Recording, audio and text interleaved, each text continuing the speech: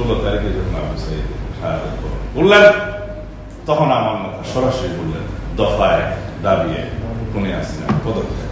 যারা সম্মুখ সারিতে যুদ্ধ করেছে, রক্ত দিয়েছে, শহীদ হয়েছে, কৃতিত্ব তাদের আছে। আমাকে তাকে কেউ একজন জিজ্ঞেস করতে সাংবাদিক বলেছে হাসিনা, না বললাম কিশোর হাসিনা, ঘুরতে গিয়ে বলেছে জুলাই প্রতিযোগিতায় নামি, তাইলে জুলাই আর কারো থাকবে না। জুলাই আপনাদের সবার।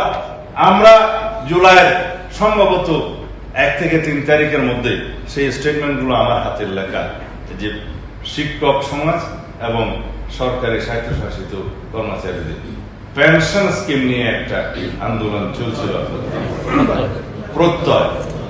সেখানে বিশ্ববিদ্যালয়ের শিক্ষকরা, কর্মচারীরা সেটার বিরুদ্ধে আন্দোলনে নেমেছিলেন। আমরা তাকে প্রকাশ্য সমর্থন দিয়েছি, স্ট্যান্ডিং কমিটি লিখিতভাবে। একই সাথে বৈষম্য বিরোধী ছাত্র আন্দোলনের ন্যায্য দাবিকে আমরা সমর্থন তখন দিয়েছি। তারপরে থেকে আমরা 16 তারিখ পর্যন্ত অরাজনৈতিক পরিচয়ে আমাদের বিএনপি এবং সমস্ত অঙ্গ সংগঠনের সবাইকে সংগঠিত করে এখানে অরাজনৈতিক পরিচয়ে কোন ব্যানার ছাড়া সেই আন্দোলনে শরীর হওয়ার জন্য আমরা ইনস্ট্রাকশন দিয়েছিলাম।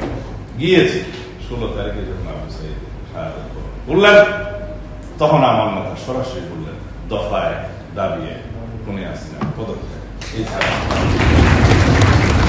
কিন্তু আমরা ছাত্র বন্ধুদের নেতৃত্বকে তো আমরা অস্বীকার করি না।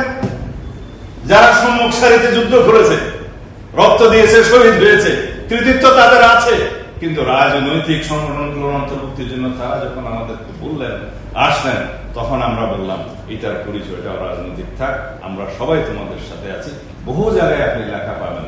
আমাদের ছাত্রনেতা এখন রাশেদ গণ অধিকার পরিষদের, এখন তো নুরুল হক সভাপতি এবং রাশেদ সেক্রেটারি ছিল, তাদের সাথে সমন্বয় ছিল।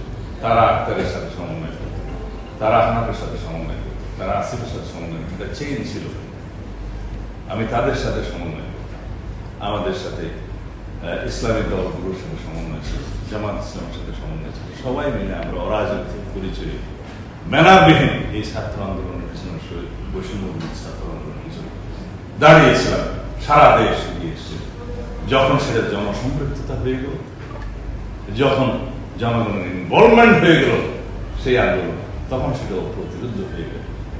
যখন কোন আন্দোলনে ম্যাস পার্টিসিপেশন হয়ে যায়, তখন সেই আন্দোলনকে আর রুখে দেওয়া যায় না। সেটাই হয়েছে বাংলাদেশের রাজনীতি। মাঝে শেখ হাসিনার বিভিন্ন রকমের বক্তব্য এই আন্দোলনের মধ্যে আগুন ঢেলে দিয়েছে, পেট্রোল ঢেলে দিয়েছে। আমাকে তাকে কেউ একজন জিজ্ঞেস করতে সাংবাদিক বলেছে হাসিনা, না বললাম কিশোর হাসিনা, ঘুরতে গিয়ে বলেছে। কি বলেছে? তাকে কি দেখা গেছে? এখন পর্দানশীল হয়ে গেছে, পর্দার আড়াল এখন আছে।